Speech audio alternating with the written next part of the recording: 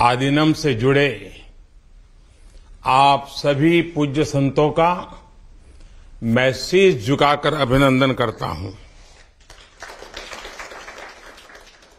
आज मेरे निवास स्थान पर आपके चरण पड़े हैं। ये मेरे लिए बहुत सौभाग्य की बात है। ये भगवान शिव की कृपा है जिसकी वजह से मुझे एक साथ आप सभी शिव भक्तों के दर्शन करने का मौका मिला है।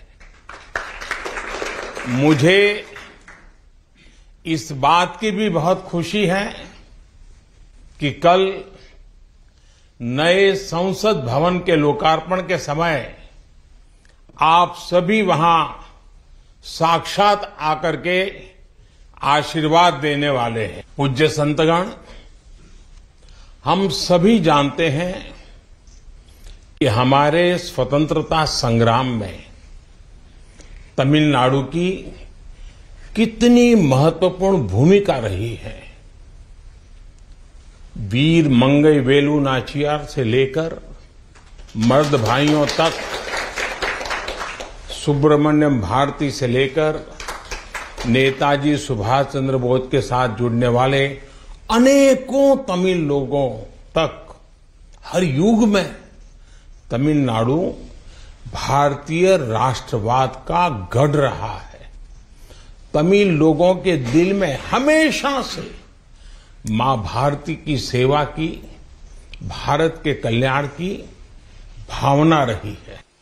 बावजूद इसके ये बहुत दुर्भाग्यपूर्ण है कि भारत की आजादी में तमिल लोगों के योगदान को वो महत्व नहीं दिया गया जो दिया जाना चाहिए था।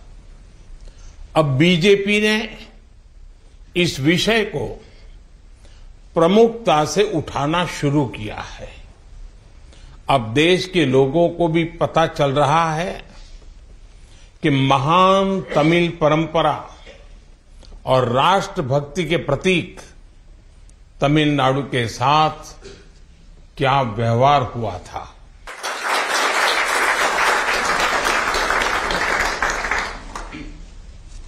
जब आजादी का समय आया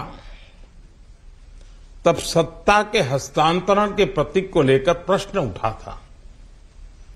इसके लिए हमारे देश में अलग अलग परंपराएं रही हैं, अलग अलग रीति रिवाज भी रहे हैं, लेकिन उस समय राजाजी और आदिनम के मार्गदर्शन में हमें अपनी प्राचीन तमिल संस्कृति से एक पुण्य मार्ग मिला था।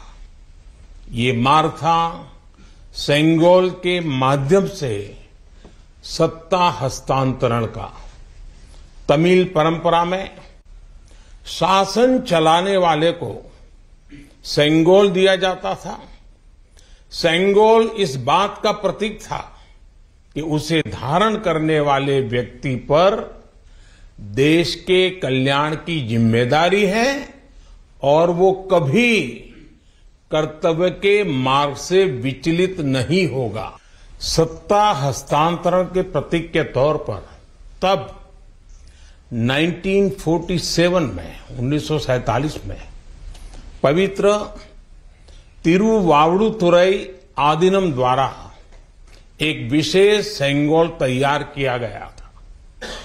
आज उस दौर की तस्वीरें हमें याद दिला रही हैं कि तमिल संस्कृति और आधुनिक लोकतंत्र के रूप में भारत की नियति के बीच कितना भावुक और आत्मीय संबंध रहा है। आज उन गहरे संबंधों की गाथा इतिहास के दबे हुए पन्नों से बाहर निकलकर एक बार फिर जीवंत हो उठी है। इससे उस समय की घटनाओं को समझने का सही दृष्टिकोण भी मिलता है और इसके साथ ही हमें ये भी पता चलता है कि सत्ता के हस्तांतरण के इस सबसे बड़े प्रतीक के साथ क्या किया गया।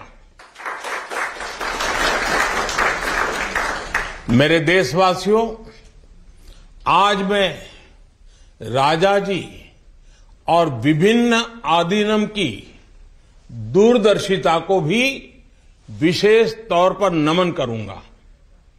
आदिनम के एक सेंगोल ने भारत को सैकड़ों वर्षों की गुलामी के हर प्रतीक से मुक्ति दिलाने की शुरुआत कर दी थी।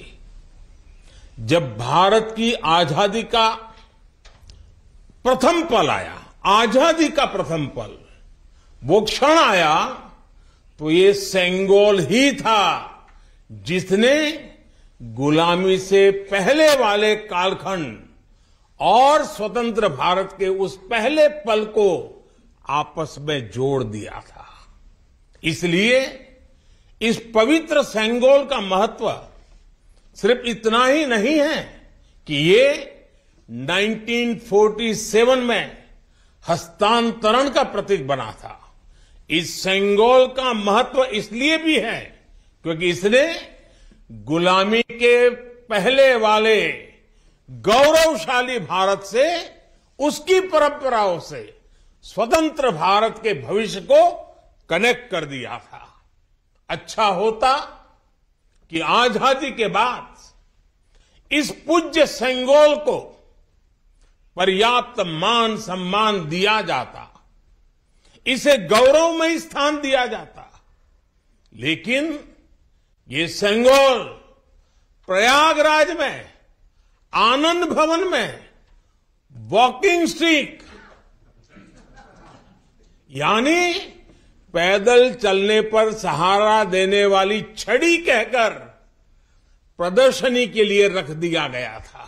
आपका ये सेवक और हमारी सरकार अब उस सेंगोल को आनंद भवन से निकाल कर लाई है। आज आजादी के उस प्रथम पल को नए संसद भवन में सेंगोल की स्थापना के समय हमें फिर से पुनर्जीवित करने का मौका मिला है। लोकतंत्र के मंदिर में आज सेंगोल को उसका उचित स्थान मिल रहा है। मुझे खुशी है कि अब भारत की महान परंपरा के प्रतीक उसी सेंगोल को नए संसद भवन में स्थापित किया जाएगा। ये सेंगोल इस बात की याद दिलाता रहेगा कि हमें कर्तव्य पथ पर चलना है, जनता जनार्दन के प्रति जवाबदेह बने रहना है।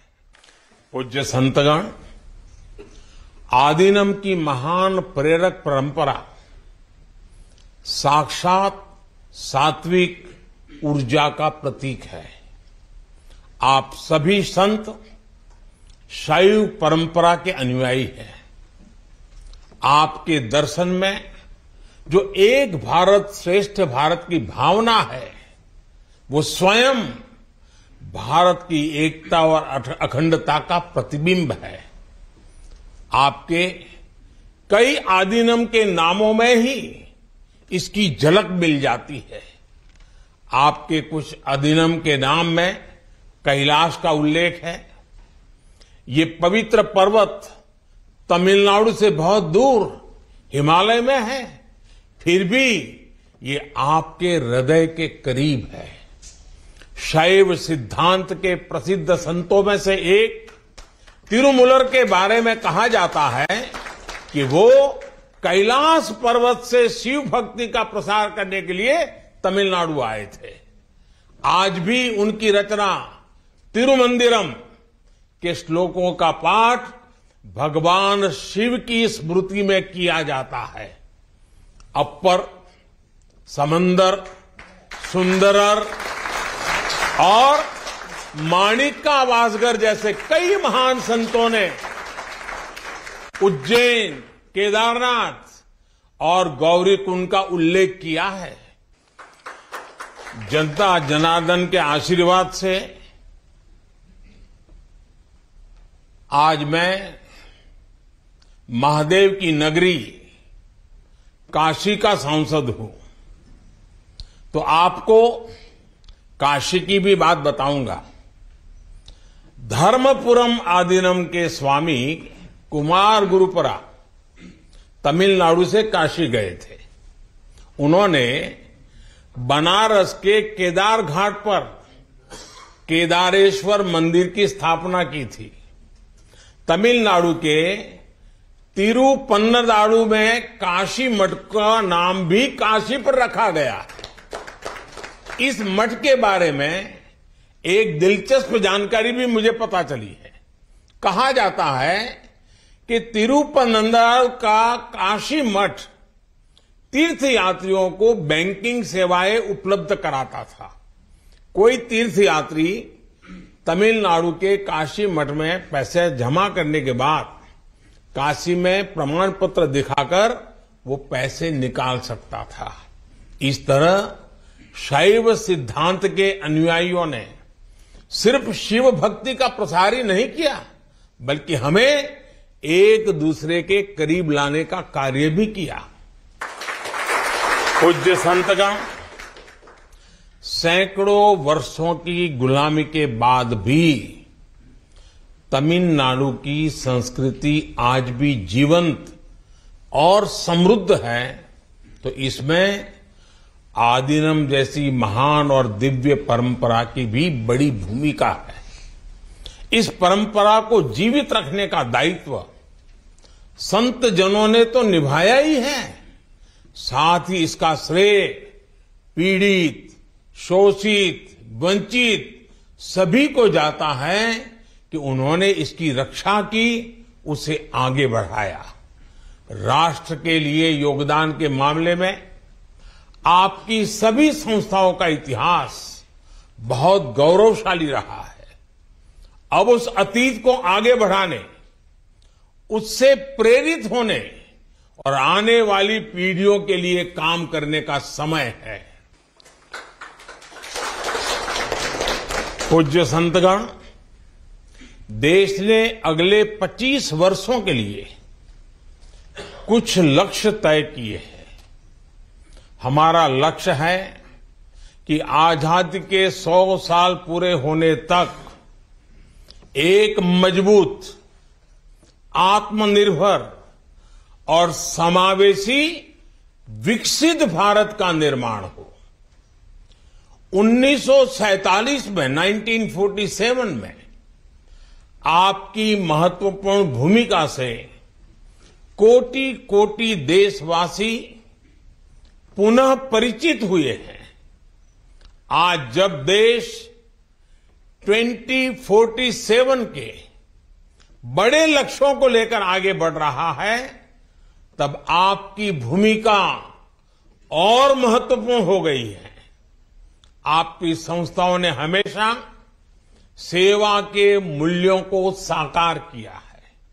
आपने लोगों को एक दूसरे से जोड़ने का, उनमें समानता का भाव पैदा करने का बड़ा उदाहरण पेश किया है। भारत जितना एकजुट होगा उतना ही मजबूत होगा। इसलिए हमारी प्रगति के रास्ते में रुकावटें पैदा करने वाले तरह तरह की चुनौतियां खड़ी करेंगे। जिन्हें भारत की उन्नति खटकती है, वो सबसे पहले हमारी एकता को ही तोड़ने की कोशिश करेंगे। लेकिन मुझे विश्वास है कि देश को आपकी संस्थाओं से आध्यात्मिकता और सामाजिकता की जो शक्ति मिल रही है, उससे हम हर चुनौती का सामना कर लेंगे। मैं फिर एक बार आप मेरे यहां पधारे, आप सबने आशीर्वाद दिए, ये मेरा सौभाग्य है। मैं फिर एक बार आप सबका हृदय से आभार व्यक्त करता हूं, आप सबको प्रणाम करता हूं। नए संसद भवन के लोकार्पण के अवसर पर आप सब यहां आए और हमें आशीर्वाद दिया, इससे बड़ा सौभाग्य कोई हो नहीं सकता है। और इसलिए मैं जितना धन्यवाद करूं उतना कम है। फिर एक बार आप सबको प्रणाम करता हूं। ओम नमः शिवाय। वणकम।